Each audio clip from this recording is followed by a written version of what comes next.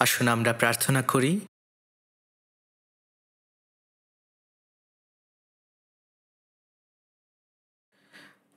আমাদের প্রেমময় পিতা, তুমি আমাদেরকে অনেক অনেক ভালোবাসো। যদিও আমরা তোমার কাছ থেকে অনেক অনেক দূরে ছিলাম এবং পাপের পথে ছিলাম, এবং আমরা তোমার ক্রোধ এবং বিচারের যোগ্য ছিলাম, কিন্তু তোমার মহৎ ভালোবাসা এবং অনুগ্রহের কারণে সেই সমস্ত বিচার এবং অভিশাপ আমাদের প্রভু যীশু খ্রিস্ট তুলে নিলেন, এবং তার বহুমূল্য রক্তের মধ্য দিয়ে আমাদের সমস্ত পাপ অনন্তকালের জন্য মুছে দিলেন, যেন আমরা আর কখনো সেই বিচার এবং অভিশাপের সম্মুখীন না হই। পিতা, সত্যি তোমাকে অনেক অনেক ধন্যবাদ দেই যে তুমি আমাদেরকে তোমার মহৎ অনুগ্রহ দেখিয়েছ, আমাদেরকে তোমার পরিত্রাণ দিয়েছ। এবং এ সময় পিতা, আমরা যারা তোমার বহুমূল্য রক্তের মধ্য দিয়ে ধৌত হয়েছি, আমরা তোমার কাছে একত্রিত হয়েছি তোমার প্রশংসা করার জন্য এবং তোমার ভালোবাসা, তোমার বাক্য থেকে শিক্ষা গ্রহণ করার জন্য। সত্যি পিতা, তোমাকে ধন্যবাদ দেই এই সুযোগের জন্য। পিতা, আমরা এই সময় বিশ্বাস করি যে তুমি আমাদের মধ্যে আছো। পিতা, এই সময় তোমার কাছে যাচনা করি, আমাদের প্রত্যেকের প্রতি দৃষ্টিপাত করো এবং তোমার অনুগ্রহের হাত দিয়ে আমাদের প্রত্যেকে তুমি ধরে রাখো। তোমার ভালোবাসা, তোমার বাক্যের মধ্য দিয়ে এবং পবিত্র আত্মার শক্তির মধ্য দিয়ে আমাদেরকে তুমি শক্ত করে ধরে রাখো, যেন আমরা তোমার সন্তান হিসেবে লজ্জিত না হই। পিতা, এই সময় তোমার কাছে যাচনা করি, তুমি আমাদেরকে আরও নিখুঁত করো এবং তোমার পরিচালনা দান করো, যেন বাকি জীবনটা তোমার সন্তান হিসাবে যোগ্যরূপে চলতে পারি। পিতা, এখনও যদি আমাদের মধ্যে কেউ তোমার মহৎ ভালোবাসাটা বুঝতে না পারে, পিতা, এই সময় দয়া করে তাদের হৃদয় খুলে দাও, যেন তারা তোমার আশ্চর্য এবং মহৎ ভালোবাসা বুঝতে পারে। তুমি তাদের প্রতি অনুগ্রহ করো, যেন তারা সেই অনন্ত জীবন লাভ করতে পারে। পিতা, এই সময় প্রার্থনা চাই এই দেশের সমস্ত মণ্ডলী এবং সমস্ত পৃথিবীর মণ্ডলীর জন্য, সেই সমস্ত ব্রাদার এবং সিস্টারদের জন্য যারা এখনও তাদের কঠিন পরিস্থিতির মধ্য দিয়ে যাচ্ছে এবং তারা তাদের বিশ্বাস ধরে রাখার চেষ্টা করছে এবং সুসমাচার প্রচার করছে। পিতা, এই সময় তুমি তাদের আরও শক্তিশালী করো তোমার পবিত্র বাক্য এবং পবিত্র আত্মার মধ্য দিয়ে, যেন তারা আরও শক্তিশালীভাবে সুসমাচার প্রচার করতে পারে এবং আরও অনেক হারানো আত্মা জয় করতে পারে। পিতা, তুমি তাদের মধ্য দিয়ে তোমার মহৎ কার্য সাধিত করো। পিতা, এই সময় আমাদের জন্য যে বাক্য প্রয়োজন, সেই বাক্য আমাদের কাছে দাও এবং আমাদেরকে শিক্ষা দাও যেন আমরা তোমার পথে চলতে পারি। পিতা, এই সময় তুমি তোমার বাক্যের মধ্য দিয়ে প্রকাশিত হও, যেন আমরা তোমাকে আরও গভীরভাবে জানতে পারি।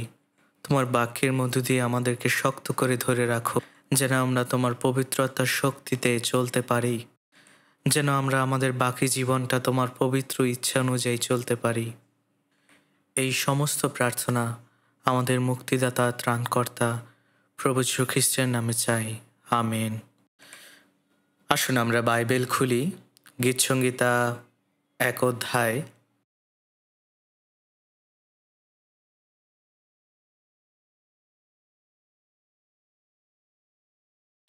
গীতসংহিতা 1 অধ্যায়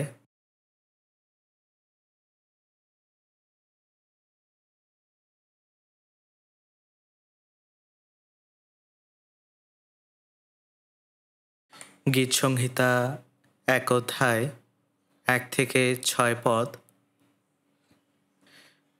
আসুন আমরা একসাথে ধীরে ধীরে পড়তে চাই। ধন্য সেই ব্যক্তি যে দুষ্টদের মন্ত্রণায় চলে না, পাপীদের পথে দাঁড়ায় না, নিন্দুকদের সভায় বসে না, কিন্তু সদাপ্রভুর ব্যবস্থায় আমোদ করে, তাহার ব্যবস্থা দিবারাত্র ধ্যান করে। সে জলস্রোতের তীরে রূপিত বৃক্ষের সদৃশ হইবে, যাহা যথাসময়ে ফল দেয়, যাহার পত্র ম্লান হয় না, আর সে যাহা কিছু করে তাহাতেই কৃতকার্য হয়। দুষ্টগণ সেইরূপ নহে, কিন্তু তাহারা বায়ুচলিত তুষের ন্যায়। এই জন্য দুষ্টগণ বিচারে দাঁড়াইবে না, পাপীরা ধার্মিকদের মণ্ডলীতে দাঁড়াইবে না। কারণ সদাপ্রভু ধার্মিকগণের পথ জানেন, কিন্তু দুষ্টদের পথ বিনষ্ট হইবে।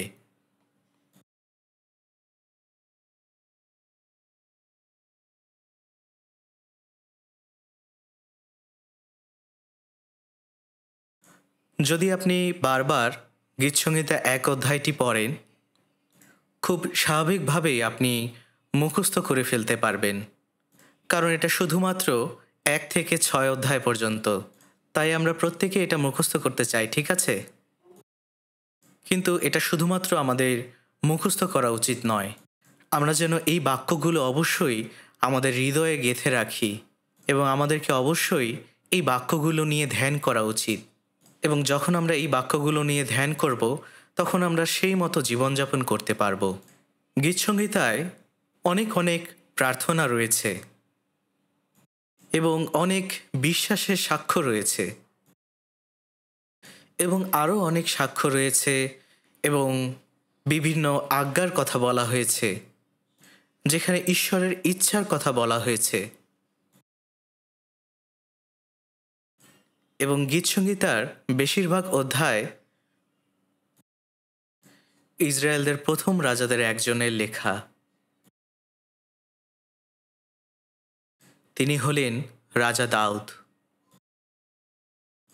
দাউদ তার জীবন শুরু করেছিলেন তার বাবার মেষপালক হিসাবে।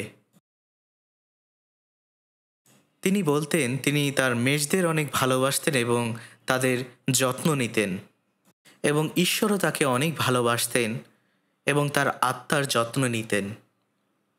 গীতসংহিতা ২৩ অধ্যায় ১ পদে লেখা আছে, সদাপ্রভু আমার পালক, আমার অভাব হইবে না।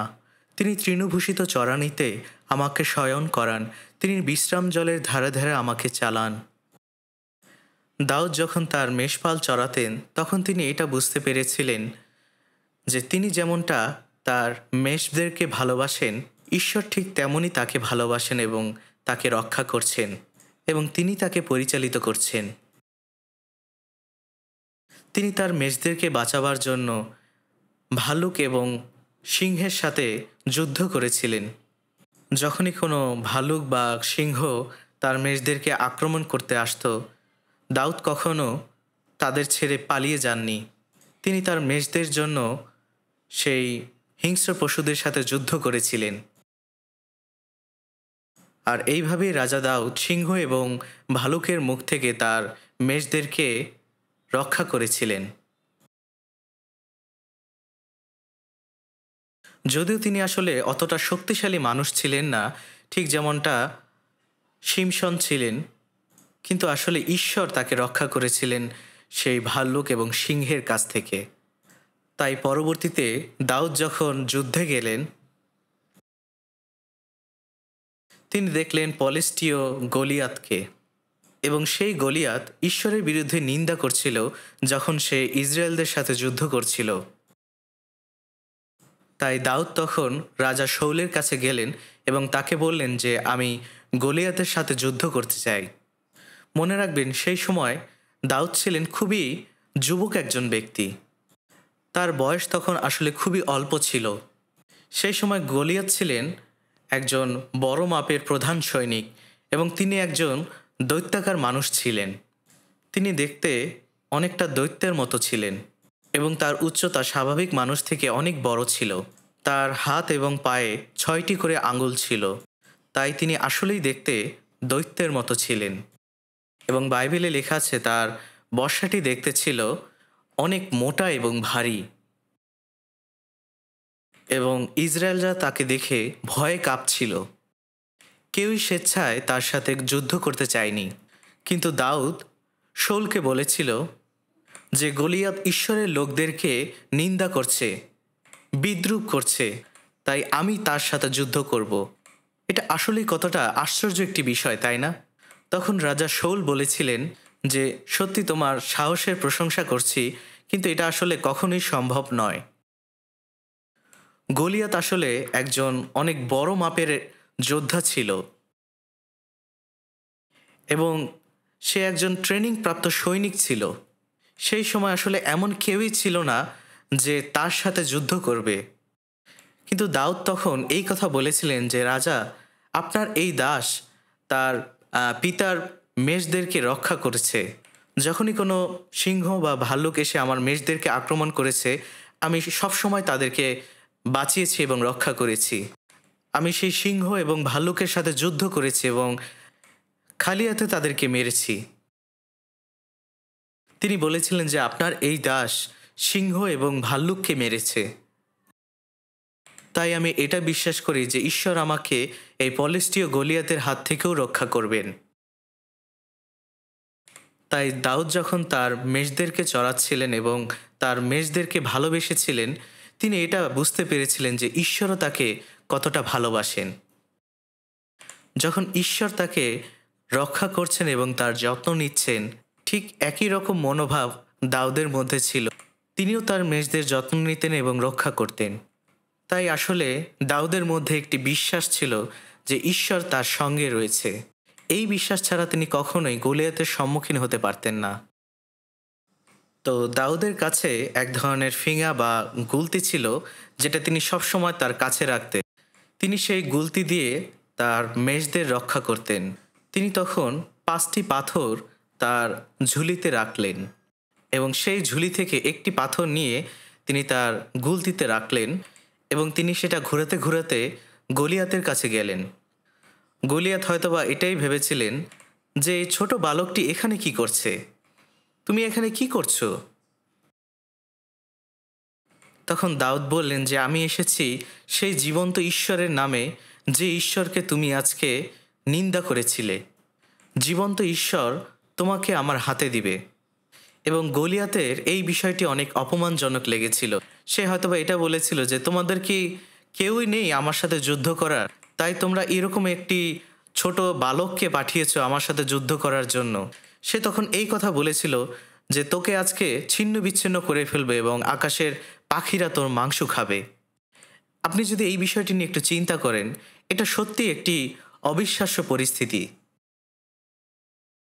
কিন্তু সেই সময় দাউদ একটি মসৃণ পাথর নিয়ে তার গুলতিতে রাখলেন এবং সেটি তিনি এইভাবে ঘোরাতে শুরু করলেন এবং সেই পাথরটি গলিয়াতের দিকে ছুঁড়ে মারলেন। হয়তোবা গলিয়াত তখন এই বিষয়টি দেখছিলেন। যখন দাউদ সেই পাথরটি ছুঁড়ে মেরেছিলেন, আসলে যদিও দাউদ এই পাথরটি ছুঁড়ে মেরেছিলেন, কিন্তু আসলে কে এই পাথরের পিছনে ছিল? তিনি ঈশ্বর, এবং ঈশ্বরই সেই পাথরটিকে পরিচালিত করেছিলেন। যদিও আসলে গলিয়াত অনেক বীর এবং দৈত্যাকার একজন মানুষ ছিলেন, তাই ঠিক তখনই গলিয়াত সেখানে পড়ে গেলেন। আর যেহেতু দাউদের কাছে কোনো অস্ত্র ছিল না, তিনি গলিয়াতের তরবারি নিলেন এবং তার মাথা কেটে ফেললেন। দাউদ গলিয়াতকে বধ করলেন। এটি সত্যিই একটি অবিস্মরণীয় ঘটনা ছিল। সেই দিন ইসরায়েলের জন্য একটি মহৎ বিজয়ের দিন ছিল। দাউদের বিজয় হয়ে গিয়েছিল ইসরায়েলের বিজয়। এবং তখন সমস্ত ইসরায়েল জাতির মধ্যে এই ঘটনার কথা ছড়িয়ে পড়ল।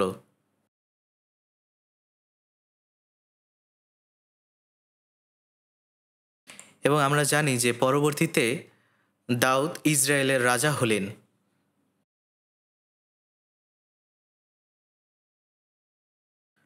মূলত দাউদ হলেন যীশুখ্রিস্টের প্রতিমূর্তি, যিনি তার মেষদেরকে চড়াচ্ছেন। দাউদ অনেক সঙ্গীত তৈরি করেছিলেন, এমনকি তিনি বাদ্যযন্ত্র বাজাতে পারতেন। তিনি বাদ্যযন্ত্র বাজাতেন এবং তিনি গান করতেন।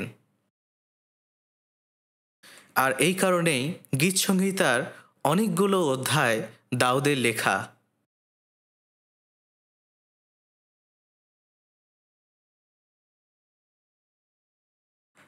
তাই এই গীতসংহিতার অধ্যায়গুলোতে আপনি দেখবেন যে অনেক জায়গায় লেখা আছে দাউদের সঙ্গীত। মূলত সেই সঙ্গীতগুলোই বাক্য আকারে লিপিবদ্ধ করা হয়েছে এবং আমরা এই বাক্যগুলো থেকেই শিক্ষা নেবার চেষ্টা করব। তাই আমি গত সপ্তাহে প্রথম 2টি বাক্য নিয়ে কিছু বিষয় শেয়ার করেছিলাম, কিন্তু আজকে আমরা গীতসংহিতার সবথেকে বড় অধ্যায় নিয়ে আলোচনা করতে চাই। সেটি হলো গীতসংহিতা 119 অধ্যায়। আমি গতবারে গীতসংহিতা 119 অধ্যায়ের অল্প কিছু বিষয় নিয়ে কথা বলেছিলাম। আমরা আজকেও সেই অধ্যায়টি নিয়েই সংক্ষিপ্তভাবে আলোচনা করতে চাই।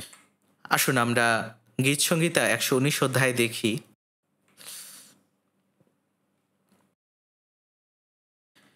গীতসংহিতা ১১৯ অধ্যায় ৯২ পদ। আসুন আমরা একসাথে পড়ি। যদি তোমার ব্যবস্থা আমার হর্ষজনক না হইত, তবে ইতিপূর্বে আমি আপন দুঃখে বিনষ্ট হইতাম।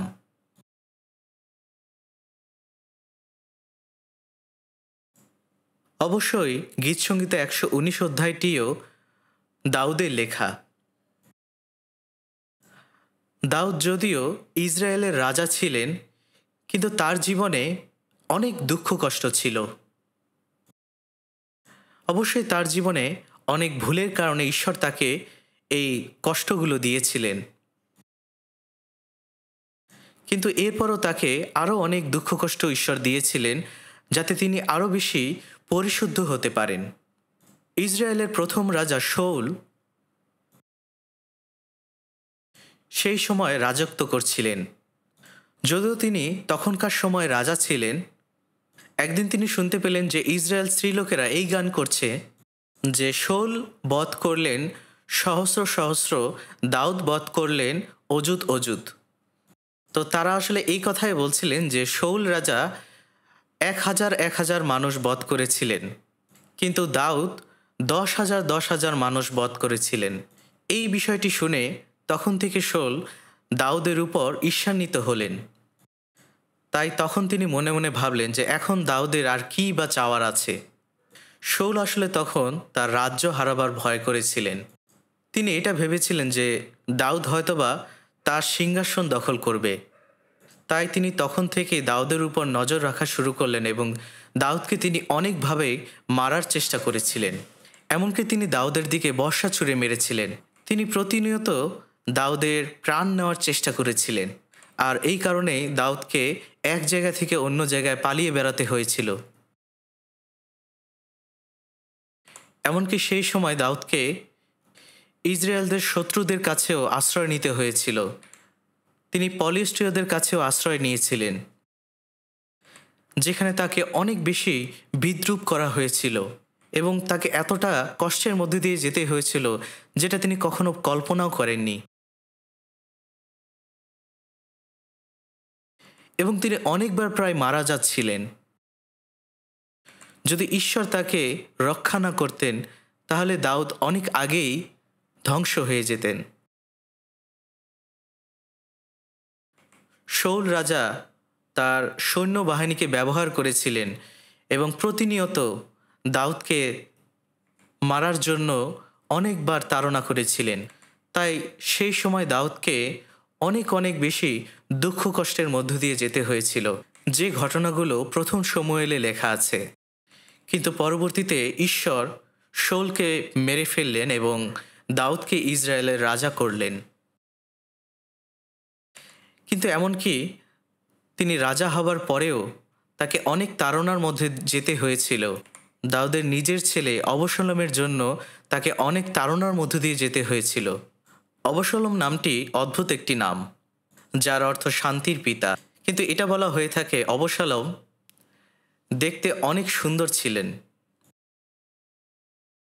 এবং অবশালোম সম্পর্কে অনেক কথা রয়েছে, কিন্তু মূলত যে বিষয়টির জন্য তিনি বেশি পরিচিত তা হলো তিনি তার নিজের বাবাকে তার সিংহাসন থেকে বের করে দিয়েছিলেন এবং সেই সিংহাসনটি তিনি নিয়েছিলেন এবং ইসরায়েলের রাজা হয়েছিলেন। তাই এটা বলা হয়ে থাকে যে তিনি আসলে অনেক লোকদের হৃদয় হরণ করেছিলেন এবং তার পক্ষের অনেক লোক ছিল। যদি আমরা আমাদের সময়ের মতো করে এই বিষয়টি ব্যাখ্যা করার চেষ্টা করি, তা হলো অবশালোম আসলে রাজার বিরুদ্ধে আন্দোলন করার সিদ্ধান্ত নিয়েছিলেন এবং দাউদ রাজা তখন তার রাজ্য ছেড়ে পালিয়ে গেলেন, কারণ সেই সময় তার নিজের ছেলেই তাকে তাড়না করছিল এবং এই কারণে দাউদের আরেকটি বার অনেক কষ্টের মধ্য দিয়ে যেতে হয়েছিল।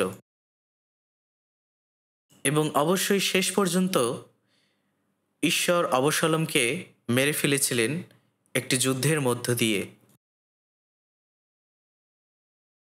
তো আমরা দেখতে পাচ্ছি যে দাউদকে অনেকভাবে অনেক ধরনের দুঃখ কষ্টের মধ্য দিয়ে যেতে হয়েছিল এবং অবশ্যই ঈশ্বর তাকে কিছু শাস্তি দিয়েছিলেন তার ভুল কাজগুলোর জন্য। কিন্তু সেই সাথে ঈশ্বর তাকে কিছু দুঃখ কষ্ট দিয়েছিলেন তার প্রশিক্ষণের জন্য এবং তার পরিশুদ্ধতার জন্য। তাই যদি আপনি গীতসংহিতা ১১৯ অধ্যায় ৯২ পদ দেখেন, যে পদটি আমরা একটু আগেই পড়লাম, যদি তোমার ব্যবস্থা আমার হর্ষজনক না হইত, তবে ইতিপূর্বে আমি আপন দুঃখে বিনষ্ট হইতাম। এখানে যে ব্যবস্থার কথা বলা হয়েছে সেটা আসলে ঈশ্বরের ১০ আজ্ঞা নয়।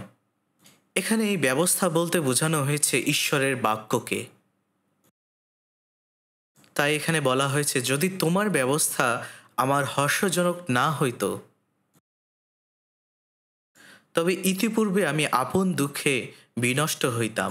দাউদকে অনেক দুঃখ কষ্টের মধ্য দিয়ে যেতে হয়েছিল, কিন্তু এর মধ্যেও তিনি ঈশ্বরের উপর নির্ভরশীল ছিলেন এবং ঈশ্বরের বাক্য তার জন্য অনেক বড় একটি সান্ত্বনার বিষয়। যদি ঈশ্বরের বাক্য থেকে তিনি সান্ত্বনা লাভ না করতেন, তাহলে হয়তোবা তিনি অনেক আগেই তার কষ্টের কারণে ধ্বংস হয়ে যেতেন। তাই যদিও তার জীবনে অনেক দুঃখ কষ্ট ছিল, কিন্তু ঈশ্বরের বাক্যের কারণে তিনি সেই বাক্যের মধ্য দিয়ে তার সান্ত্বনা তিনি লাভ করেছিলেন এবং সেই বাক্য থেকে তিনি অনেক উৎসাহ এবং উদ্দীপনা পেতেন। আর এই কারণে তিনি সমস্ত দুঃখ কষ্ট থেকে জয়লাভ করেছিলেন। ঠিক আমাদের খ্রিস্টিয়ান জীবনও তাই।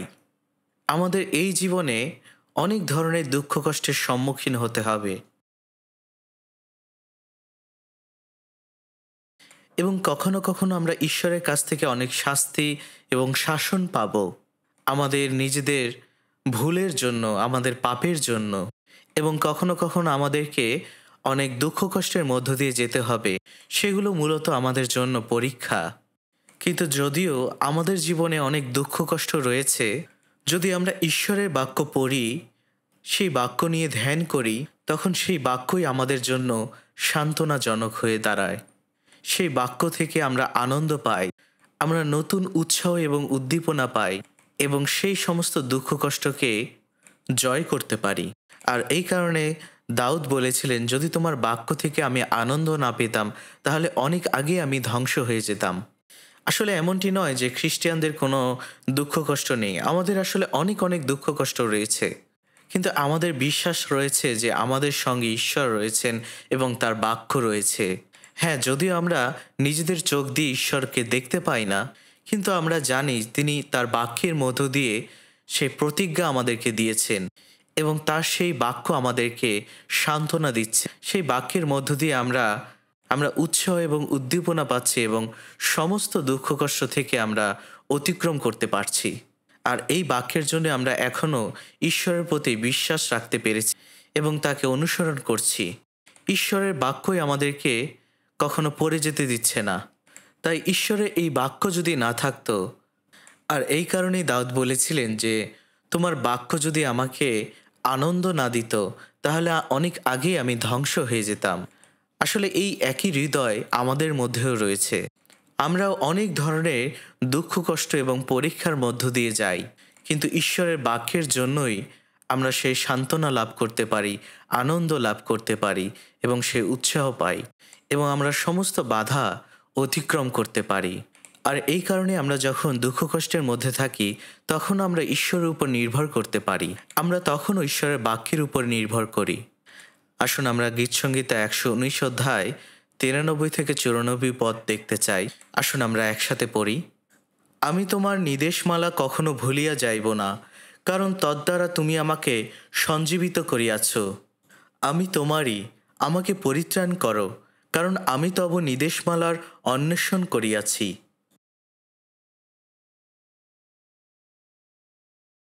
এখানে বলা হয়েছে, আমি তোমার আদেশমালা কখনো ভুলে যাব না। এই বাক্যে নির্দেশমালা বা আদেশমালা বলতে ঈশ্বরের বাক্যকে বোঝানো হয়েছে। ঈশ্বরের বাক্যই হল ব্যবস্থা বা আইন কানুন। ঈশ্বরের বাক্য আমাদেরকে শিক্ষা দেয় আমরা কিভাবে চলব, এবং এই কারণে দাউদ বলেছেন, আমি কখনো তোমার আইন কানুন ভুলে যাব না। এমনকি যদিও আমাদের আত্মা পরিত্রাণ পেয়েছে, কিন্তু এই পরিত্রাণ মূলত এসেছে ঈশ্বরের বাক্য থেকে। ঈশ্বরের বাক্য থেকে আমরা ঈশ্বরের মহৎ ভালোবাসা এবং মহৎ অনুগ্রহ আমরা লাভ করেছি। এমনকি পরিত্রাণ পাওয়ার পরেও আমরা যে দুঃখ কষ্ট এবং পরীক্ষার মধ্য দিয়ে যাচ্ছি, আমরা এটা বিশ্বাস করছি যে ঈশ্বর আমাদের সঙ্গে রয়েছেন এবং তিনি আমাদেরকে সাহায্য করছেন তার বাক্যের মধ্য দিয়ে। আর এই কারণে দাউদ এখানে বলেছেন যে তুমি আমাকে সঞ্জীবিত করিয়াছ। এই কথার অর্থ হলো দাউদের সমস্ত জীবনে ঈশ্বরের বাক্যই তাকে সমস্ত কিছুতে সাহায্য করেছে। আর আমাদের জীবনেও ঠিক তাই। আমরা যে সমস্ত দুঃখ কষ্টের সম্মুখীন হই সেই সমস্ত কিছুর সান্ত্বনা তার বাক্যের মধ্য দিয়ে পাই। আর এই কারণেই দাউদ ঈশ্বরকে বলেছিলেন, প্রভু আমি তোমারই।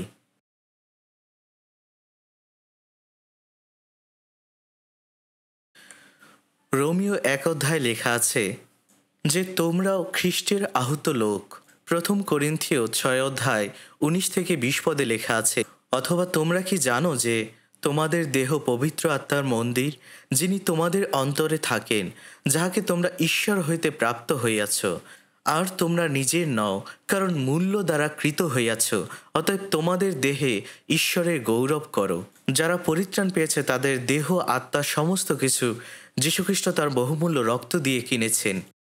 প্রভু যীশুখ্রিস্ট সব থেকে মূল্যবান তার নিজের রক্ত দিয়েছিলেন যেন তিনি আমাদের সমস্ত পাপকে তুলে নিতে পারেন, যে পাপ আমাদেরকে নরকে নিয়ে যেত, এবং তিনি আমাদের অভিশাপ এবং বিচার তুলে নিলেন।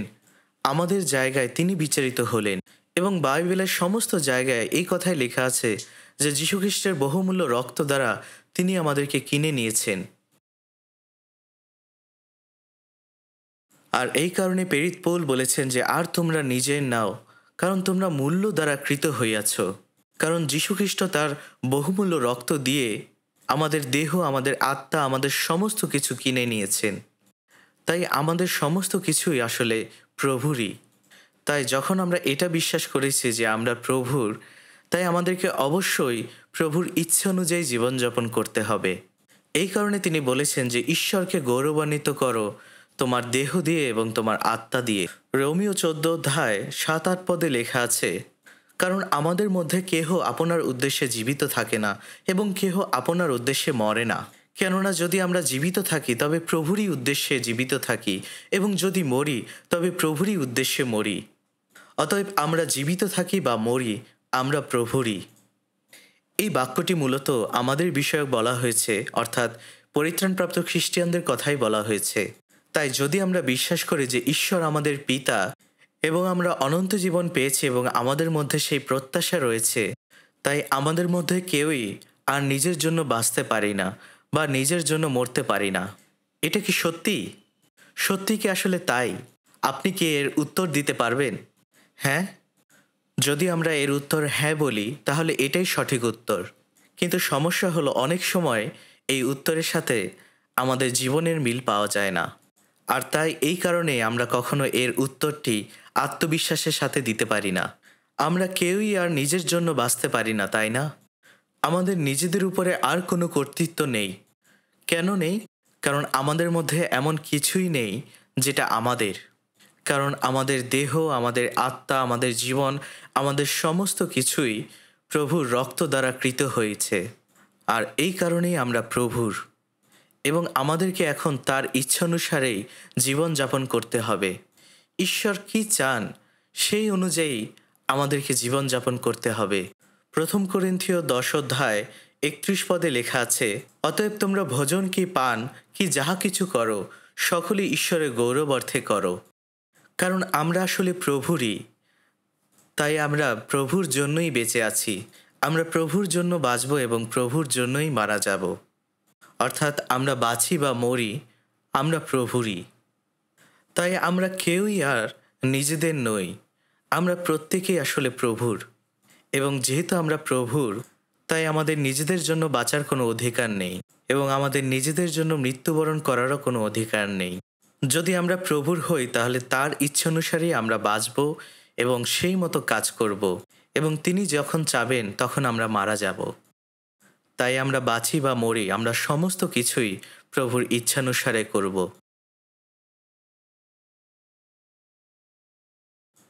আর যেহেতু আমরা প্রভুর, তাই আমাদেরকে সেই মতোই জীবনযাপন করতে হবে। যদি আমরা যোহন 17 অধ্যায় 10 পদ দেখি, যিশুকে ক্রুশে দেওয়ার পূর্বের রাতে একটি অনেক বড় প্রার্থনা হয়েছিল এবং সেই প্রার্থনায় তিনি বলেছিলেন যে, আর আমার সকলই তোমার ও তোমার সকলই আমার, আর আমি তাহাদের মধ্যে মহিমান্বিত হইয়াছি। এখানে যীশুখ্রিস্ট আমার বলতে তিনি এটা বুঝিয়েছিলেন যে তিনি আমাদেরকে পরিত্রাণ করবেন। তাই এটা আসলে মূলত পরিত্রাণপ্রাপ্ত খ্রিস্টানদেরও একটি সাক্ষ্য। আমাদেরকে পরিত্রাণ করা হয়েছে। মনে রাখবেন, আমাদেরকে যিনি সৃষ্টি করেছেন তিনি প্রভু ঈশ্বর। ঈশ্বর আমাদের আত্মাগুলোকে বাঁচিয়েছেন, যে আত্মাকে তিনি নিজ প্রতিমূর্তিতে সৃষ্টি করেছিলেন এবং তার প্রিয় পুত্রের বহুমূল্য রক্তের মধ্য দিয়ে তিনি আমাদেরকে পরিত্রাণ করেছিলেন। এই বহুমূল্য রক্ত ঈশ্বরের, তাই কোনো কিছুই আমাদের নয়। আমাদের দেহ, আমাদের আত্মা, আমাদের যৌবন, আমাদের সমস্ত কিছু ঈশ্বরের। আমরা এই পৃথিবীতে শুধুমাত্র প্রভুর জন্যই বেঁচে আছি। আর আমরা যে প্রভুর, এই কথাটি শুধুমাত্র আমরা মুখে বলতে চাই না। 1 করিন্থীয় 7:23 লেখা আছে, তোমরা মূল্য দ্বারা কৃত হইয়াছ, মনুষ্যদের দাস হইও না। আমাদেরকে বহু মূল্য দিয়ে কেনা হয়েছে। কিছু কিছু অনুবাদে এরকম লেখা আছে যে আমাদেরকে অনেক দাম দিয়ে কেনা হয়েছে।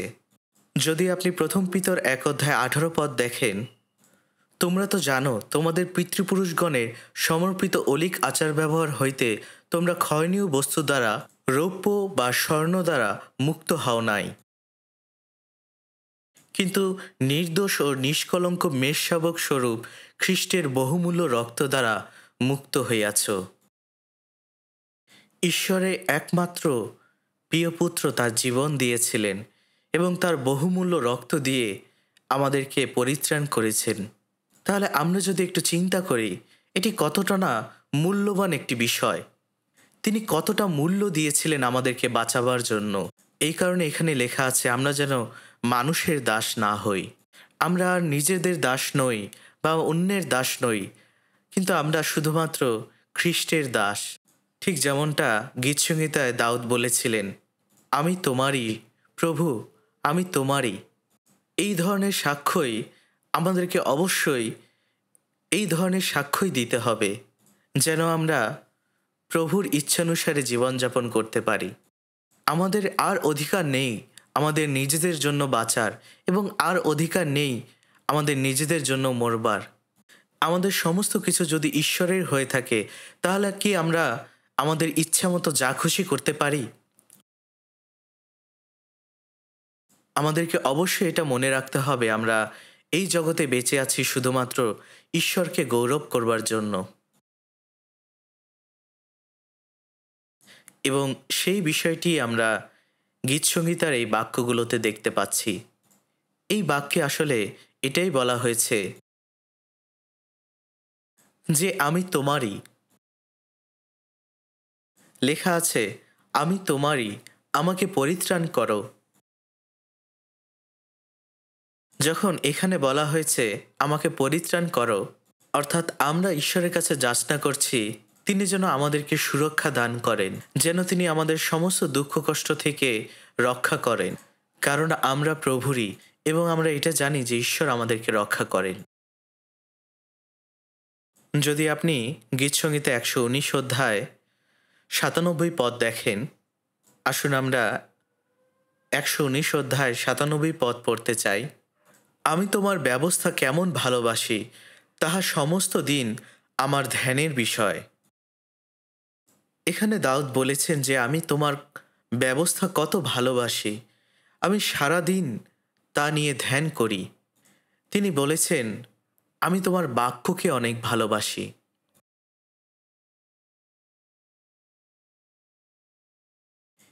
ঈশ্বর অদৃশ্য। যদি আপনি যোহন 1:1 দেখেন, আদিতে বাক্য ছিলেন এবং বাক্য ঈশ্বরের সহিত ছিলেন এবং বাক্য ঈশ্বর ছিলেন। তার মানে যখন আমরা ঈশ্বরের বাক্যকে ভালোবাসি, তার মানে আমরা ঈশ্বরকে ভালোবাসছি। এখানে বলা হয়েছে আমি তোমার ব্যবস্থা কেমন ভালোবাসি। আমাদেরকে অবশ্যই ঈশ্বরের বাক্যকে ভালোবাসতে হবে এবং বাক্যের প্রতি আকাঙ্ক্ষা থাকতে হবে এবং সেই বাক্য নিয়ে ধ্যান করতে হবে। এখানে বলা হয়েছে সারাদিন ধ্যান করা। এর অর্থ কি? এর অর্থ শুধুমাত্র বাক্য পড়ার মধ্যে নয়, সেই বাক্য নিয়ে সারাদিন চিন্তা করা। এখানে বলা হয়েছে আপনি কেমনভাবে ঈশ্বরের বাক্য আপনার হৃদয়ে রাখছেন, কিভাবে আপনি সেই বাক্য আপনার হৃদয়ে রেখে সেই মতো জীবনযাপন করছেন। যদি ঈশ্বরের ইচ্ছা হয় তাহলে আমরা বাঁচব এবং আমরা এই কাজটি করব। আপনি যতই সেই কাজটি করার ইচ্ছা পোষণ করেন না কেন, ঈশ্বর যদি না চান তাহলে আপনি কখনোই সেই কাজটি করতে পারবেন না। ঠিক তেমনি যখন আপনি ঈশ্বরের বাক্যকে ভালোবাসছেন, তার মানে আপনি ঈশ্বরকে ভালোবাসছেন এবং এখানে বলা হয়েছে সেই বাক্য নিয়ে সারাদিন ধ্যান করার কথা, যার অর্থ আপনার হৃদয় ঈশ্বরের বাক্যকে গেঁথে রাখা। তাই ঈশ্বরের বাক্যকে অবশ্যই আপনার হৃদয়ে গেঁথে রাখতে হবে এবং আপনার জীবনের মধ্যে রাখতে হবে। তাই আমাদেরকে অবশ্যই আরও পবিত্রভাবে এবং ঈশ্বরীয় স্বভাবে জীবনযাপন করতে হবে। যদি আমরা সত্যিকার অর্থেই ঈশ্বরের বাক্যকে ভালোবাসি, তাহলে আমরা আমাদের জীবনে সত্যিকারের সুখের অভিজ্ঞতা লাভ করতে পারবো।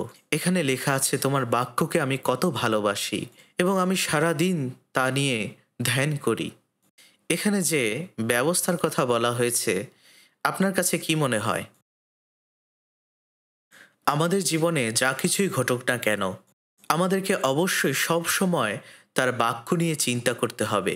আমাদেরকে অবশ্যই সব সময় তার বাক্য নিয়ে ধ্যান করতে হবে। গীতসংহিতা 1 অধ্যায় 1 পদে লেখা আছে, ধন্য সেই ব্যক্তি যে দুষ্টুদের মন্ত্রণায় চলে না, পাপীদের পথে দাঁড়ায় না, নিন্দুকদের সভায় বসে না, কিন্তু সদাপ্রভুর ব্যবস্থায় আমোদ করে, তাহার ব্যবস্থা দিবারাত্র ধ্যান করে। এখানে বলা হয়েছে ধন্য সেই ব্যক্তি যে ঈশ্বরের ব্যবস্থা সারাদিন ধরে ধ্যান করে।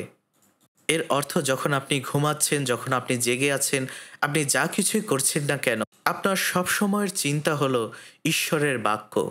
ঈশ্বরের বাক্য দিয়ে আপনার হৃদয়কে আপনি পরিপূর্ণ করুন। দাউদ আসলে সত্যিকার অর্থে সেই মতোই জীবনযাপন করেছিলেন এবং যখন তিনি সেইভাবে জীবনযাপন করেছিলেন, তখন তিনি আরও বেশি পবিত্র, আরও বেশি ঈশ্বরীয় স্বভাবে জীবনযাপন করতে পেরেছিলেন। এবং আপনি যদি সেই মতোভাবে জীবনযাপন করেন, তাহলে আপনি সেই প্রকৃত সুখ পাবেন।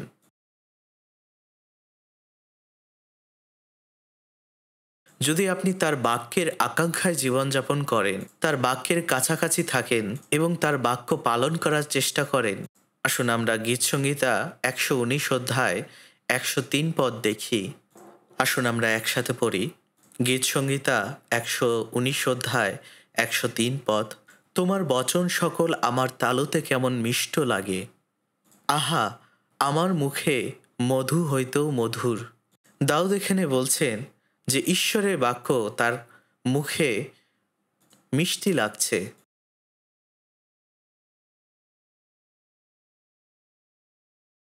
দাউদের কাছে ঈশ্বরের বাক্য অনেক মিষ্টি লেগেছিল।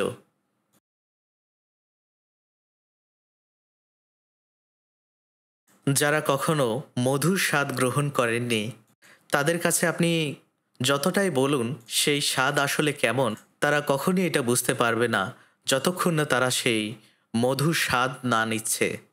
কিন্তু যারা মধুর স্বাদ পেয়েছে, তারা জানে যে এর থেকে মিষ্টি আসলে আর কিছুই নেই।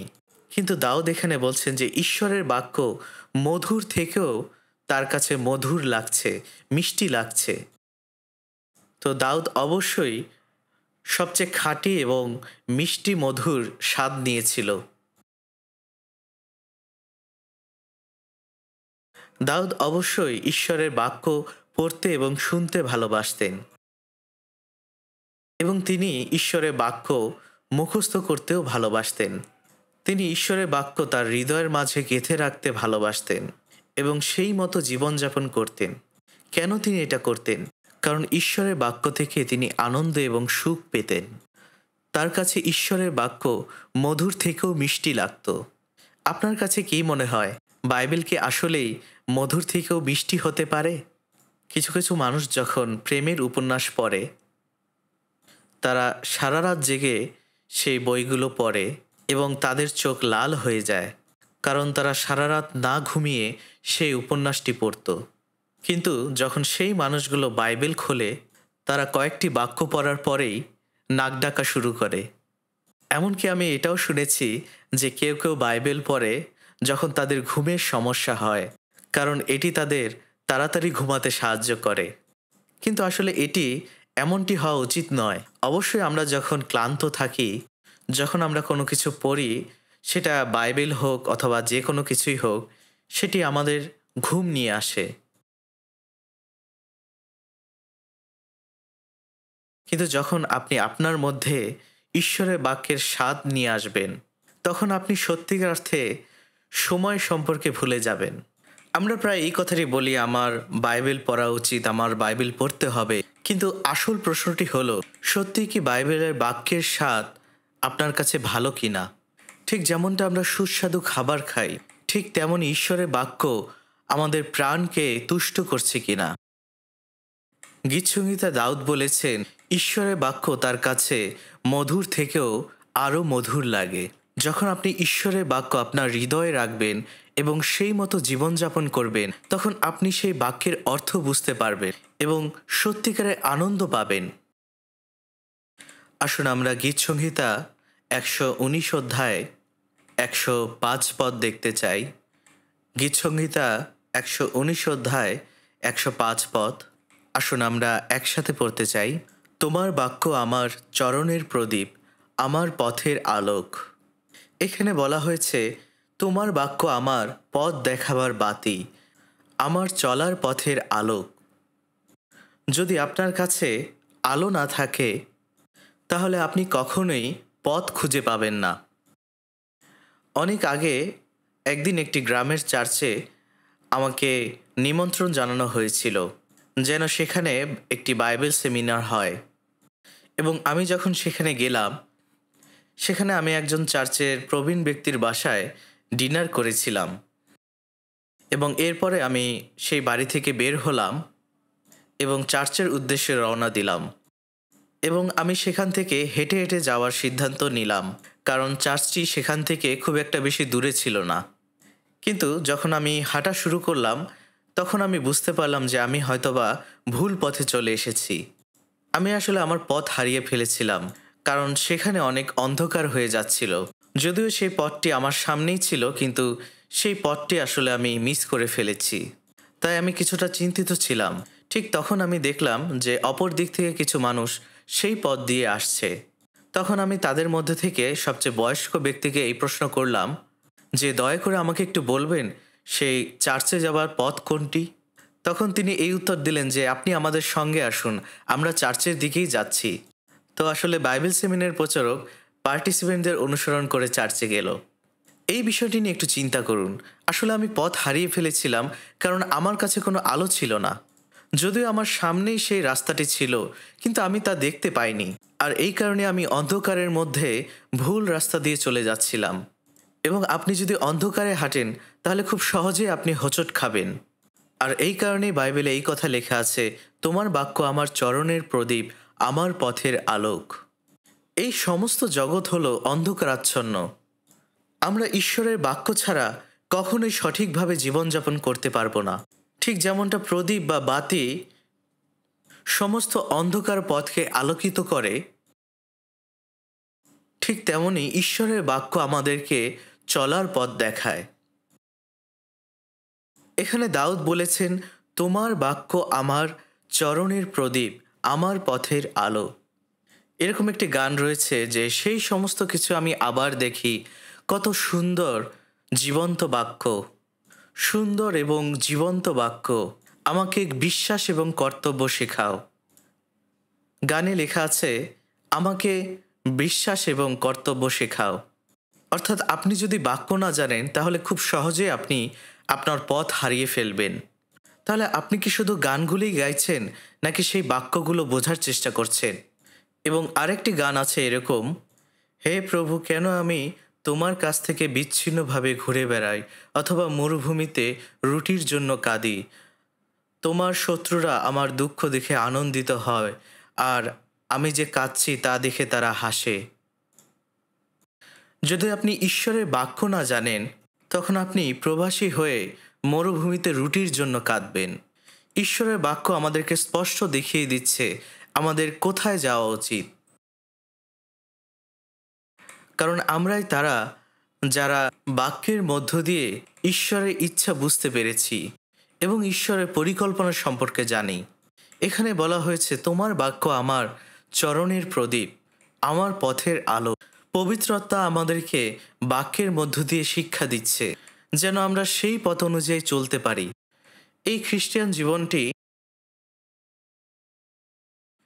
এরকম নয় যে আপনি শুধুমাত্র নিয়মিত চার্চে আসবেন এবং প্রশংসা, আরাধনা, সঙ্গীত করবেন, একসাথে প্রার্থনা করবেন এবং হয়তোবা কিছু দশমাংশ বা উপহার দিবে, ভাই বোনদের সাথে কুশল বিনিময় করবেন এবং তারপর বাসায় চলে যাবেন।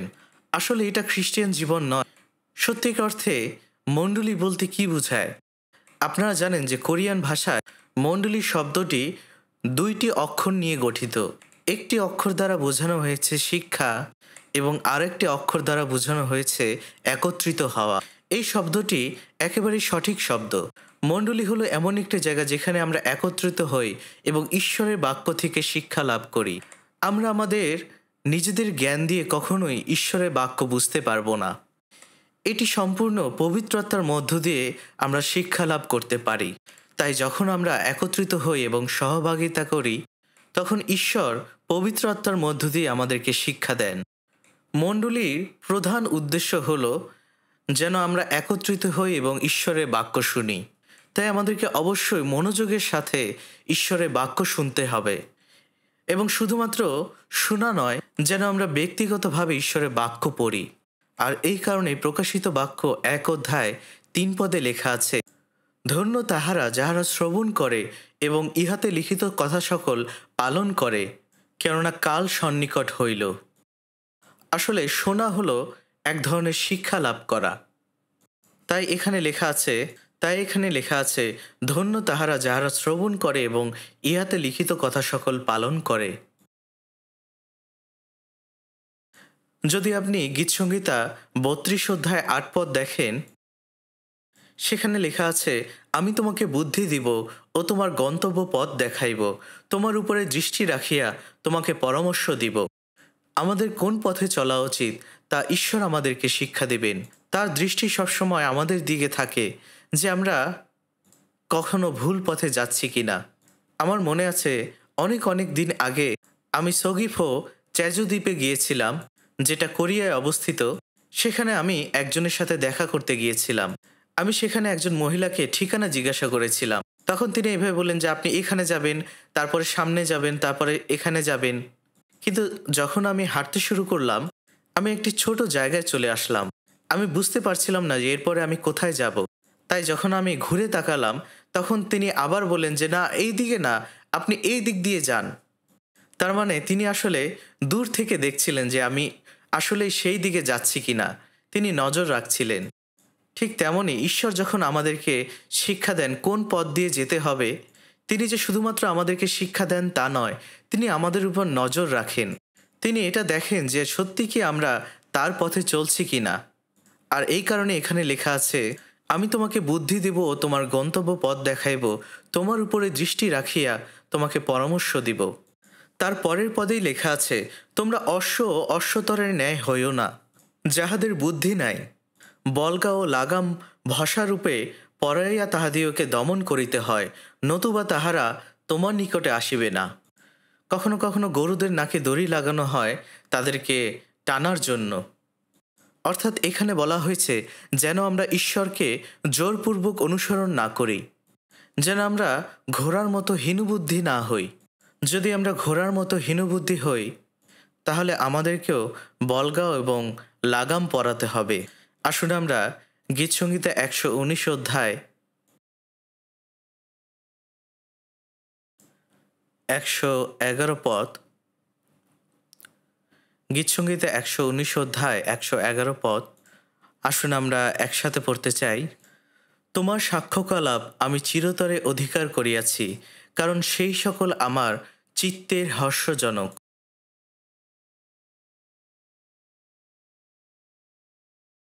এই বাক্যে কি বোঝানো হয়েছে? তোমার সাক্ষ্যকলাপ বলতে ঈশ্বরের বাক্যকে বোঝানো হয়েছে। এখানে বলা হয়েছে, আমি তোমার সাক্ষ্যকলাপ আমি চিরতরে অধিকার করিয়াছি। যারা পরিত্রাণ পেয়েছে তারা ঈশ্বরের অনন্তকালীন প্রতিজ্ঞার অধিকার প্রাপ্ত হয়েছে। এখানে মূলত বলা হয়েছে যে আমার এই অধিকার অনন্তকালের জন্য এই পৃথিবীতে রয়েছে। এই জগতের ধন সম্পদগুলো একটা সময় আমাদের ছেলে মেয়েদের কাছে চলে যায়। আসলে এই ধন সম্পদের স্থায়িত্ব কতকাল? হয়তোবা কিছু সময়, হয়তোবা কিছু বছরের মধ্যেই সেই সমস্ত কিছু ফুরিয়ে যাবে। কিন্তু ঈশ্বর আমাদেরকে পরিত্রাণ করেছেন এবং তিনি আমাদেরকে অনন্তকালের অধিকার দিয়েছেন। ঈশ্বর আমাদেরকে অনন্তকালীন এবং গৌরবের অধিকার দিয়েছেন। এমনকি যতদিন আমরা এই পৃথিবীতে বেঁচে থাকব, আমরা যত তার প্রতি বাধ্য হব, তিনি আমাদেরকে পরিচালনা করবেন এবং আমাদেরকে আরও অনেক পরিমাণে আশীর্বাদ করবেন। এবং এই বাধ্যতাই আমাদেরকে তার সে অনন্তকালীন অধিকারের কাছে নিয়ে যাবে। আর এই কারণে এখানে বলা হয়েছে, তোমার সাক্ষ্যকলাপ আমি চিরতরে অধিকার করিয়াছি।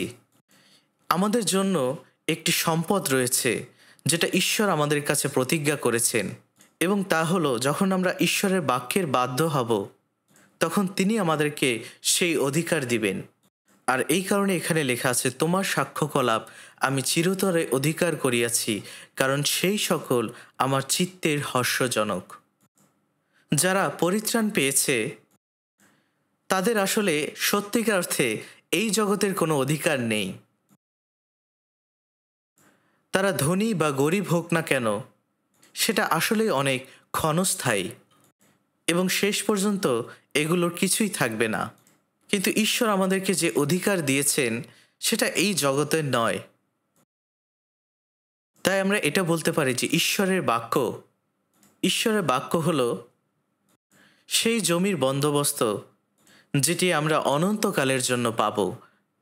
জমির বন্দোবস্তে সেই জমির সমস্ত কিছু বিস্তারিতভাবে লেখা থাকে। এটা কি এবং কাকে দেওয়া হচ্ছে সমস্ত কিছুই লেখা থাকে। যখন আমরা ঈশ্বরের বাক্য পালন করছি, আমরা এটা মনে করব যে আমরা সেই আমাদের অনন্তকালীন অধিকারকে ধরে রাখছি। এই কারণেই দাউদ এখানে বলেছেন, তোমার সাক্ষ্যকলাপ আমি চিরতরে অধিকার করিয়াছি।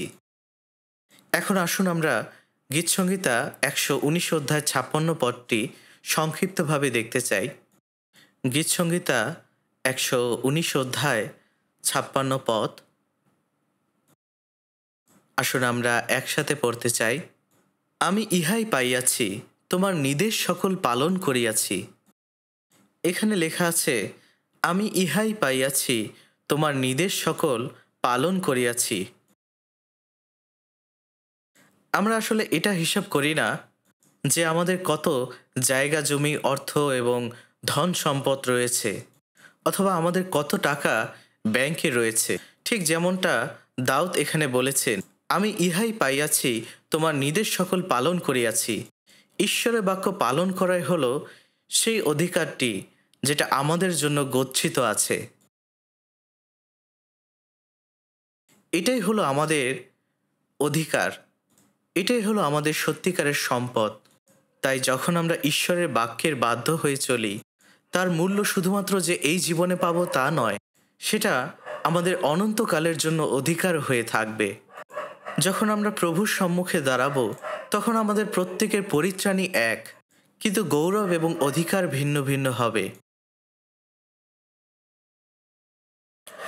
লুক 19 অধ্যায় যে দাস 10 মুদ্রা উপার্জন করেছিল তাকে বলা হয়েছিল, তুমি 10 শহরের উপরে কর্তৃত্ব করো। এবং যে দাস 5 মুদ্রা উপার্জন করেছিল তাকে বলা হয়েছিল, তুমি 5টি শহরের উপরে কর্তৃত্ব করো।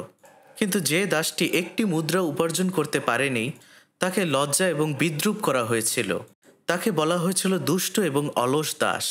তাই প্রত্যেকেই যে পরিমাণে কাজ করবে সে সেই পরিমাণেই পুরস্কার পাবে। এটি আসলে সেই অধিকার যেটি তারা গ্রহণ করবে।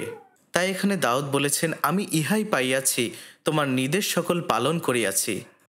অর্থাৎ আপনি যখন ঈশ্বরের বাক্য পালন করবেন, এটা শুধুমাত্র আপনার এই জীবনকে প্রভাবিত করবে না, এটা সম্পূর্ণভাবে আপনার অনন্তকালের অধিকারের সাথেও সম্পর্কযুক্ত। প্রকাশিত বাক্য 22 অধ্যায় 12 পদে লেখা আছে, দেখো আমি শীঘ্র আসিতেছি এবং আমার দাতব্য পুরস্কার আমার সহবর্তী। মথি 16 অধ্যায়ে যিশু বলেছেন তিনি প্রত্যেক ব্যক্তিকে তাদের ক্রিয়া অনুসারে প্রতিফল দিবেন।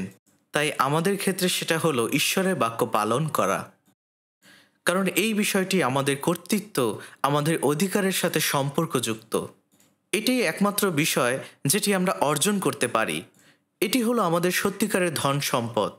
তাই আমরা এই জগতের ধন সম্পদ বাড়াতে চাই না, কিন্তু ঈশ্বরের বাক্য পালন করে বাধ্যতার জীবনযাপন করতে চাই।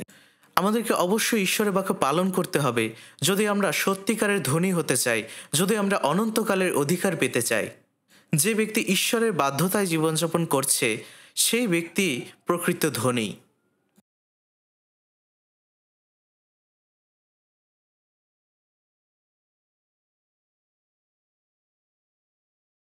আসুন আমরা গীতসংহিতা 119 অধ্যায় 133 পদ দেখতে চাই। গীতসংহিতা 119 অধ্যায় 133 পদ। আসুন আমরা একসাথে পড়তে চাই। তোমার বচনে আমার পাদবিক্ষেপ স্থির রাখো, কোনো অধর্ম আমার উপরে কর্তৃত্ব না করুক। এখানে বলা হয়েছে তোমার বচনে আমার পাদবিক্ষেপ স্থির রাখো, অর্থাৎ এখানে চলার পথের কথা বলা হয়েছে। পিতা, দয়া করে তোমার বাক্য অনুসারে ঠিক পথে চলবার জন্য তুমি আমার পা স্থির রাখো। ঈশ্বরের বাক্যই আমাদের চলার পথকে স্থির রাখে। ইংলিশ বাইবেলে লেখা আছে, direct my steps by your word. আমাকে তোমার বাক্যের পথে চালাও। এবং আরেকটি ট্রান্সলেশনে লেখা আছে, আমাকে চলার পথে নির্দেশ দাও তোমার বাক্যের মধ্য দিয়ে। তোমার বচনে আমার পাদবিক্ষেপ স্থির রাখো, কোনো অধর্ম আমার উপরে কর্তৃত্ব না করুক। যদি আমার চলার পা ঈশ্বরের বাক্যকে অনুসরণ করে, তাহলে কোনো অধর্মই আমার উপরে কর্তৃত্ব করতে পারবে না। এটাই হলো দাউদের প্রার্থনা। তোমার বাক্য অনুসারে ঠিক পথে চলবার জন্য তুমি আমার পা স্থির করো। দয়া করে তোমার বাক্যের পথে আমাকে চালাও, যেন কোনো অন্যায় আমার উপরে কর্তৃত্ব না করতে পারে। অর্থাৎ আমরা যদি ঈশ্বরের বাক্যের কাছ থেকে দূরে চলে যাই, আমরা খুব সহজেই পাপে পতিত হয়ে যাব। আমরা ঈশ্বরের অনুগ্রহের মধ্য দিয়ে অনন্তকালের জন্য আমাদের পাপের ক্ষমা পেয়েছি এবং আমরা সেই শাস্তি এবং পাপের বিচারের হাত থেকে বেঁচে গিয়েছি। কিন্তু আমরা যতদিন এই পৃথিবীতে বেঁচে থাকব, আমাদেরকে অবশ্যই পাপের শক্তি থেকে নিজেদেরকে রক্ষা করতে হবে, কারণ সেই পাপের শক্তি এখনও আমাদেরকে দুর্বল করার চেষ্টা করছে।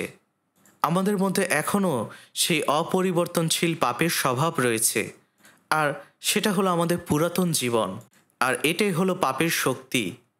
যদি আমরা আমাদেরকে ঈশ্বরের বাক্যের মধ্যে নিমজ্জিত না করি, তাহলে আমরা খুব সহজেই পাপের পথে চলে যাব। এবং এই পৃথিবীতে পাপের অনেক ধরনের প্রলোভন রয়েছে। শয়তান আপনাকে অনেকভাবে প্রলোভনে ফেলবে। আপনি পরিত্রাণ পেয়েছেন তাই বলে এই নয় যে শয়তান আপনাকে ছেড়ে দেবে। হ্যাঁ, অবশ্যই সে আপনার পরিত্রাণকে কখনো কেড়ে নিতে পারবে না, কিন্তু সে সবসময় আমাদেরকে আমাদের খ্রিস্টান জীবনে পতিত করার চেষ্টা করবে। সে আমাদের চারিপাশে খারাপ বন্ধুদের রাখবে, অথবা আমাদেরকে জগতের সমস্ত প্রলোভন দেখাবে। এটাই হলো পাপের শক্তি।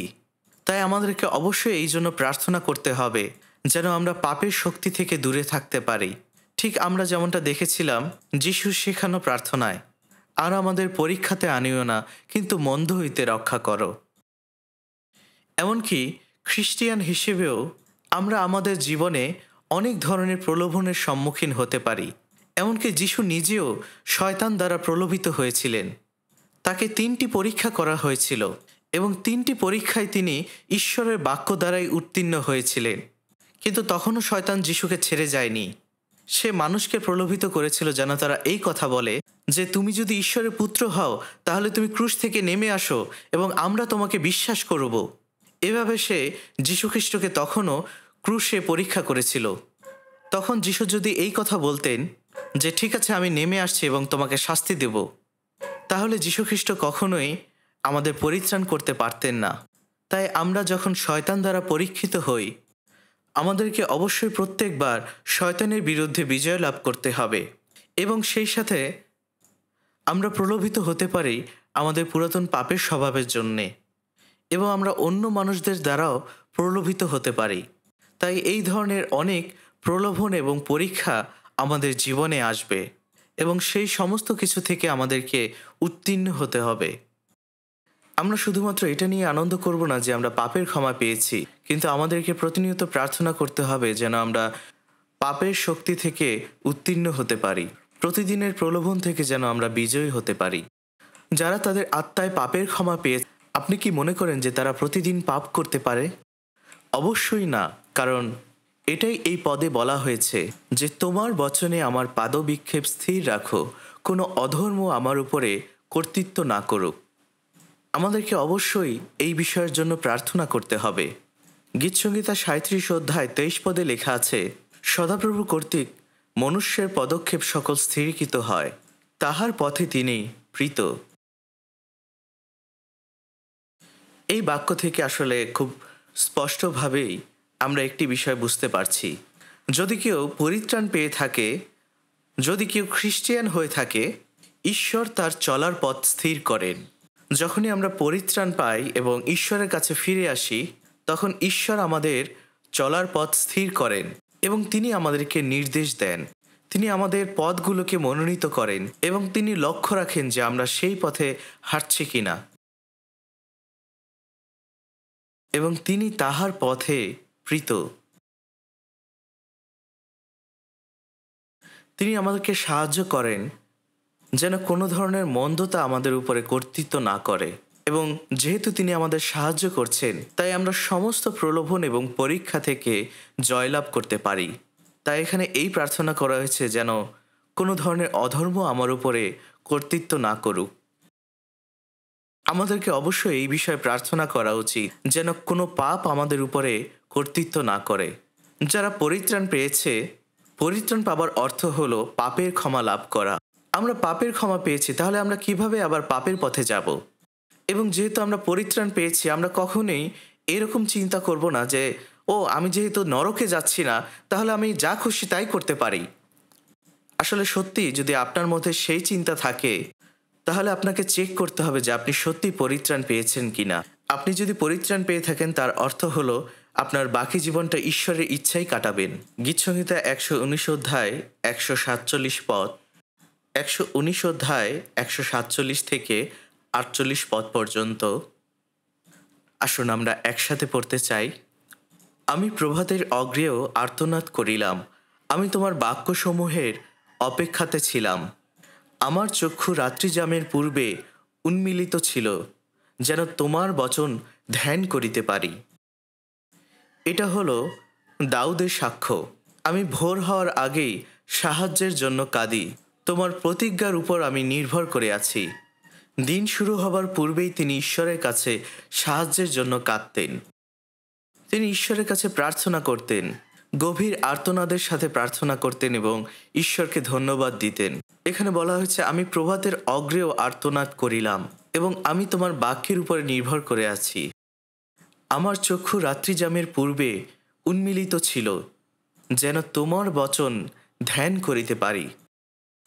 তিনি মধ্যরাতে উঠতেন, অথবা বলা যায় রাত শেষ হবার পূর্বে তিনি উঠতেন এবং তিনি জেগে থেকে ঈশ্বরের বাক্য নিয়ে ধ্যান করতেন। আমরা এখানে দেখতে পাই দাউদ কতটা ঈশ্বরের বাক্যের জন্য আকৃষ্ট ছিল। তিনি মধ্যরাতে, ভোর রাতে ঘুম থেকে জেগে উঠতেন এবং তিনি ঈশ্বরের বাক্য নিয়ে ধ্যান করতেন।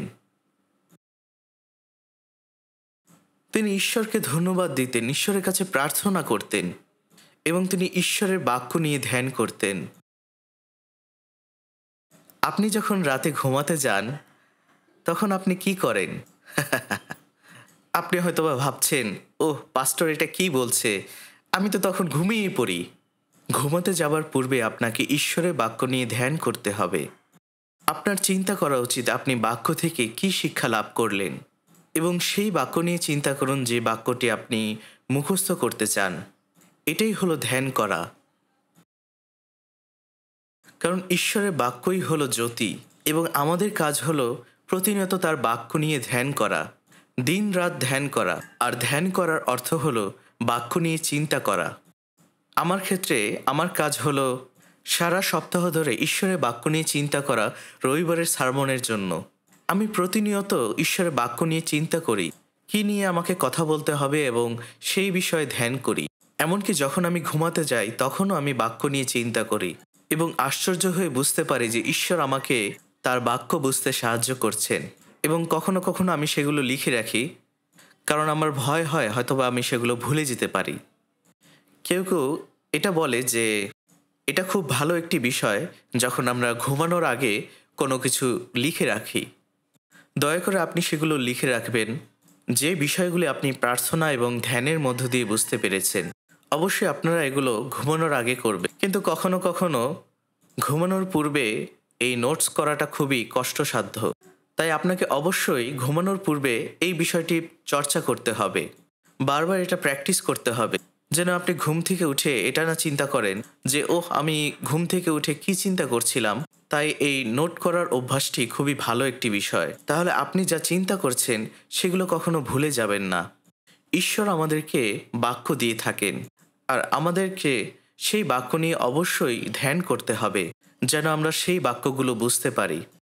আমার চক্ষু রাত্রিজামের পূর্বে উন্মিলিত ছিল, যেন তোমার বচন ধ্যান করিতে পারি।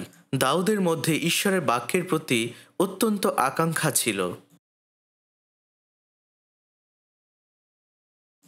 আপনি যদি গীতসংহিতা ১১৯ অধ্যায় ১৪৫ থেকে ৪৬ পদ দেখেন এবং ১৪৭ পদ দেখেন, ইংলিশ ট্রান্সলেশনে এখানে ৩ বারই কান্নার কথা বলা হয়েছে।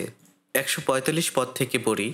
আমি সর্বান্তকরণে ডাকিয়াছি, হে সদাপ্রভু, আমাকে উত্তর দাও। আমি তোমার বিধিকলাপ পালন করিব। আমি তোমাকে ডাকিয়াছি, আমাকে পরিত্রাণ করো, তাহাতে আমি তোমার সাক্ষ্যকলাপ পালন করিব। এবং ১৪৭ পদ, আমার চক্ষু রাত্রিজামের পূর্বে উন্মিলিত ছিল, যেন তোমার বচন ধ্যান করিতে পারি। তিনি এখানে ৩ বার কান্না করার কথা, ঈশ্বরের কাছে আর্তনাদ করার কথা বলেছেন। ঈশ্বরের কাছে আর্তনাদ করার অর্থ হল একাগ্রভাবে প্রার্থনা করা। যখন যীশুখ্রিস্ট গেতসেমানি বাগানে ছিলেন, তিনি এই প্রার্থনা ঈশ্বরের কাছে করেছিলেন যে পিতা, আমার ইচ্ছা নয়, তোমার ইচ্ছাই সিদ্ধ হোক। এবং তিনি একই প্রার্থনা ৩ বার করেছিলেন। তিনি এতটা একাগ্রভাবে প্রার্থনা করেছিলেন যে তার মুখ থেকে ঘাম রক্তের ফোঁটা রূপে মাটিতে পড়ছিল।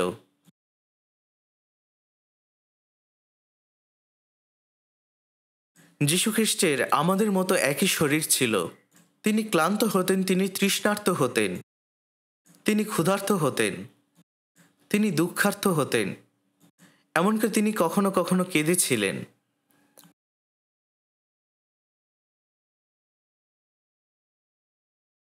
এবং তিনি মাংসে অনেক দুঃখ কষ্ট সহ্য করেছিলেন। তিনি আমাদের মতোই কষ্ট অনুভব করতে পারতেন, কিন্তু তাকে মানবজাতির মধ্যে সবথেকে লজ্জাজনক শাস্তি গ্রহণ করতে হয়েছিল। সেটা কি? সেটা হলো ক্রুশে কষ্ট ভোগ করা। ঈশ্বরের একমাত্র প্রিয় পুত্র যীশুখ্রিস্ট এই পৃথিবীতে এসেছিলেন, এবং তিনি এই পৃথিবীতে একটি পাপও করেননি, এবং তিনি প্রত্যেকটি বাক্য নিখুঁতভাবে পালন করেছিলেন, যেটা আমরা কখনোই পারিনি। কিন্তু তিনি ঘৃণ্য পাপীর মতো শাস্তি ভোগ করেছিলেন। তাকে মৃত্যুদণ্ড দেওয়া হয়েছিল, তাকে শাস্তি দেওয়া হয়েছিল, এবং তাকে ক্রুশ বহন করিয়ে তার মৃত্যুর স্থানে নিয়ে যাওয়া হয়েছিল। এই সমস্ত ঘটনা যে ঘটবে তা জানার পরেও তিনি ক্রুশকেই বেছে নিয়েছিলেন। আপনার কাছে কি মনে হয়, এটা কি অনেক সহজ কাজ? যিশু বলেছিলেন, পিতা, যদি সম্ভব হয় আমার কাছ থেকে এই দুঃখের পেয়ালাটি নিয়ে যাও। কিন্তু যিশু জানতেন, যদি সেই দুঃখের পেয়ালাটি তার কাছ থেকে দূরে নেওয়া হয় তাহলে আমরা প্রত্যেকেই নরকে যাব। তাই যিশুকে ঈশ্বরের ক্রোধের পাত্রটি পান করতে হয়েছিল, এবং আমাদের জায়গায় তিনি বিচারিত হয়েছিলেন। এই কারণে তিনি বলেছিলেন, আমার ইচ্ছা নয়, তোমার ইচ্ছাই সিদ্ধ হোক। আর ঈশ্বরের ইচ্ছা এটাই ছিল যে তার একমাত্র প্রিয় পুত্র পাপীদের জন্য মৃত্যুবরণ করবে। আমাদের জায়গায় তিনি বিচারিত হবেন, যেন আমরা বিচারিত না হই।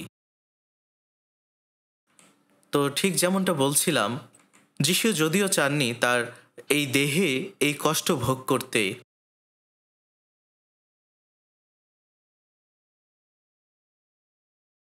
কিন্তু তারপরও তিনি এই কথাই বলেছিলেন যে আমার ইচ্ছা নয়, কিন্তু তোমার ইচ্ছাই সিদ্ধ হোক।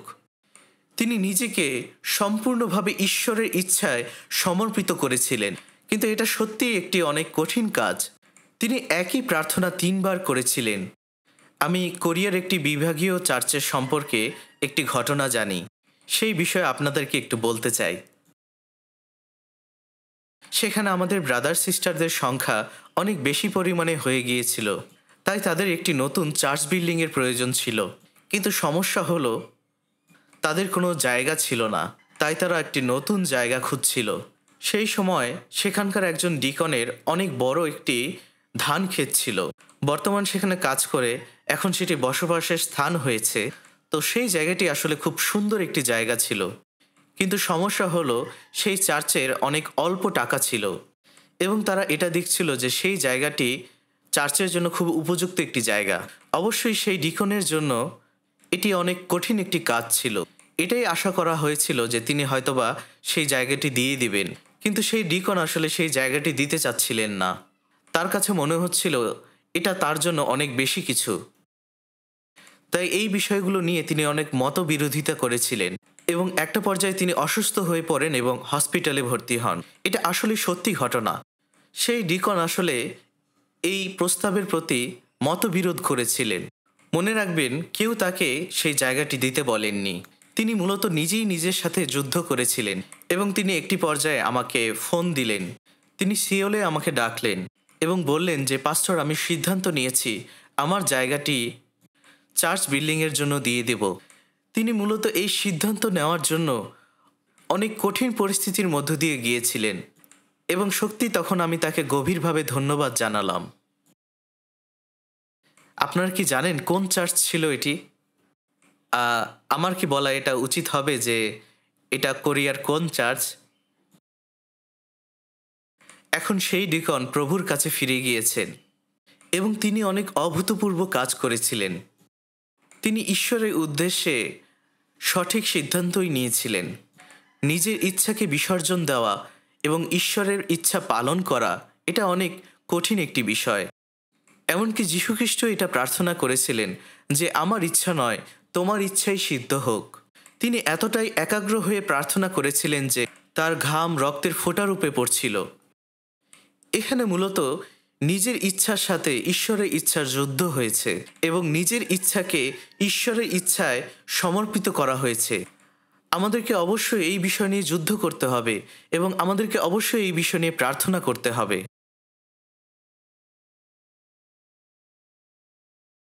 যেন আমরা এটা বলতে পারি যে আমার ইচ্ছা নয়, তোমার ইচ্ছায় সিদ্ধ হোক।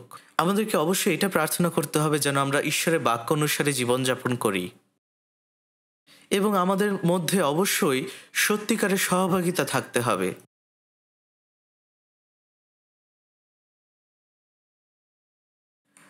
আমাদের সমস্ত জীবনকে ঈশ্বরের ইচ্ছার কাছে সমর্পিত করাই হলো সবথেকে বড় বিষয়।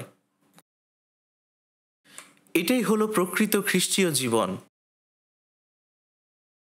আপনি হয়তোবা প্রতিদিন চার্চে আসতে পারেন, আপনি প্রশংসা আরাধনা করতে পারেন, প্রার্থনা এবং উপহার দশমাংশ দিতে পারেন এবং সহভাগিতা উপভোগ করতে পারেন।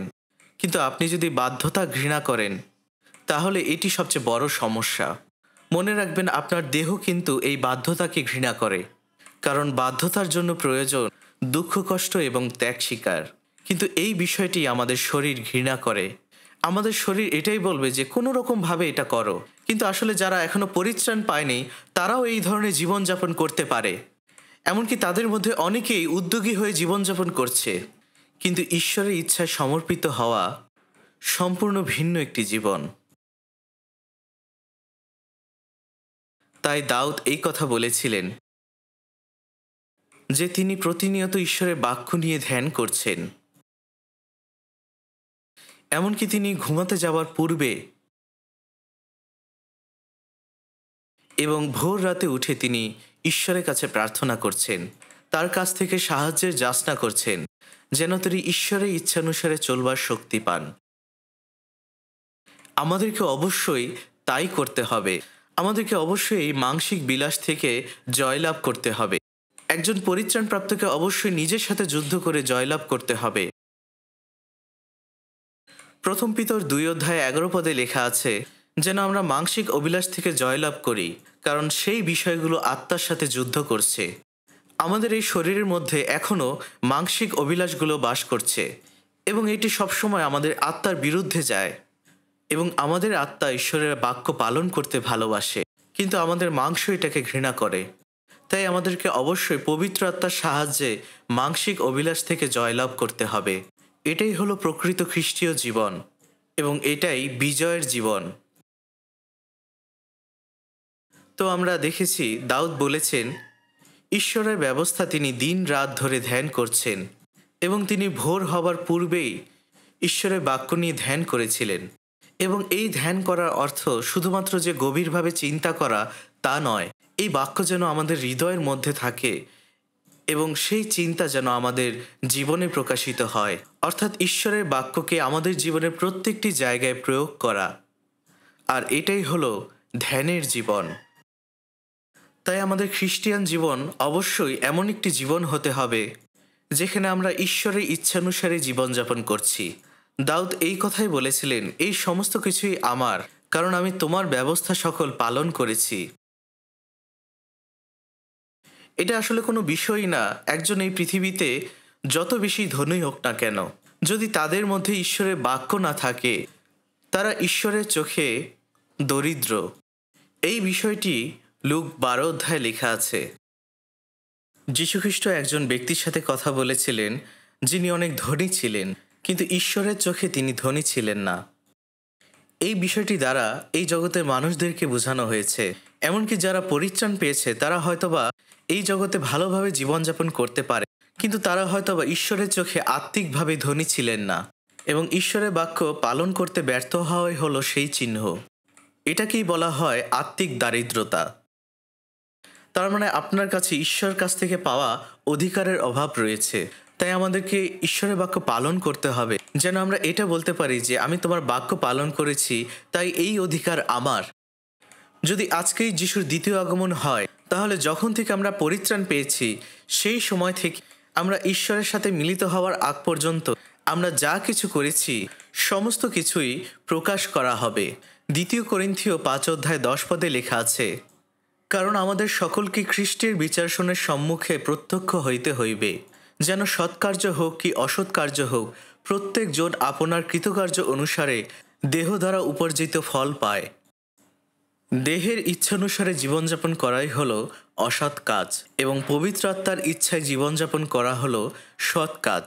যখন আমরা ঈশ্বরের ইচ্ছানুসারে জীবনযাপন করি সেটাই হলো ভালো কাজ এবং আমাদের এই দেহ দ্বারা আমরা ভালো কাজ অথবা খারাপ কাজ যেটাই করি না কেন সেই বিষয় নিয়ে আমাদের বিচার করা হবে এবং সেটাই হলো খ্রিস্টের বিচারাসন। আর যারা পরিত্রাণ পায়নি, যারা নরকে যাবে, তারা শেষ বিচারে দাঁড়াবে এবং তাদের পাপ অনুযায়ী বিচার করা হবে। তারা যত বেশি পাপ করবে সেই অনুযায়ী তাদের পাপের শাস্তি দেওয়া হবে, কিন্তু আমাদের বিচার করা হবে আমরা কতটুকু ঈশ্বরের ইচ্ছা অনুসারে জীবনযাপন করেছি, কতটুকু আমরা ভালো কাজ অথবা খারাপ কাজ করেছি। তাই আমাদেরকে এই বিষয়টি অবশ্যই মনে রাখতে হবে যে যদি আমরা পৃথিবীর চোখে দরিদ্র হই, আমাদেরকে অবশ্যই ঈশ্বরের চোখে ধনী হতে হবে। যখন আমরা ঈশ্বরের বাক্য পালনে বাধ্য হয়ে চলি, তখন যে শুধুমাত্র আমরা অনন্তকালের অধিকারী হই তা নয়, আমাদের এই জীবনও ঈশ্বর অনেক আশীর্বাদ করেন, তিনি আমাদের সাহায্য করেন এবং আমাদেরকে তিনি পরিচালনা দান করেন। আর এই কারণেই গীতসংহিতা থেকে এই বাক্যগুলো আপনাদের কাছে আজকে শেয়ার করলাম এবং পরবর্তীতে আমরা আরও এই বিষয়ে জানতে চাই। তাই আমাদের এই বিষয়ের উপরে আরেকটি সেশন রয়েছে। আসুন আমরা প্রার্থনা করি। আমাদের প্রেমময় অনুগ্রহশীল পিতা, আমরা একসময় পাপের মধ্যে নিমজ্জিত ছিলাম, ঠিক যেমনটা পালকবিহীন মেষপাল, এবং আমরা তোমার বিচার এবং ক্রোধের যোগ্য ছিলাম। কিন্তু তোমার মহৎ এবং অভূতপূর্ব দয়ার জন্য তুমি আমাদেরকে বাঁচিয়েছিলে, আমাদেরকে অনন্ত জীবন দিয়েছ এবং একটি গৌরবময় প্রত্যাশা দিয়েছ। সত্যি পিতা, তোমাকে ধন্যবাদ জানাই এই মহৎ অনুগ্রহের জন্য। এ সময় আমাদের দেহ এবং আত্মা তোমার কাছে সমর্পিত করি, যেন তুমি আমাদেরকে ব্যবহার করতে পারো তোমার ইচ্ছা অনুসারে। কারণ আমরা জীবিত থাকি কি মরি, আমরা তোমার জন্যই বাঁচতে চাই। পিতা, তুমি আমাদেরকে ব্যবহার করো তোমার গৌরবের জন্য এবং আমাদেরকে ধরে রাখো যেন তোমাকে অনুসরণ করতে পারি। আমাদের দেহের মানসিক অভিলাষের জন্য আমরা এই জগতের অর্থহীন বিষয়ের দিকে চলে যাই। পিতা, আমাদেরকে সাহায্য করো যেন তোমার বাক্য অনুসারে আমরা চলতে পারি, যেন আমরা তোমার ইচ্ছা অনুসারে চলতে পারি এবং আমাদের দ্বারা তোমার গৌরব হয়। পিতা, আমাদেরকে সাহায্য করো যেন আমরা তোমার সম্মুখে লজ্জিত না হই। এই সমস্ত প্রার্থনা প্রভু যীশু খ্রিস্টের নামে চাই, আমেন।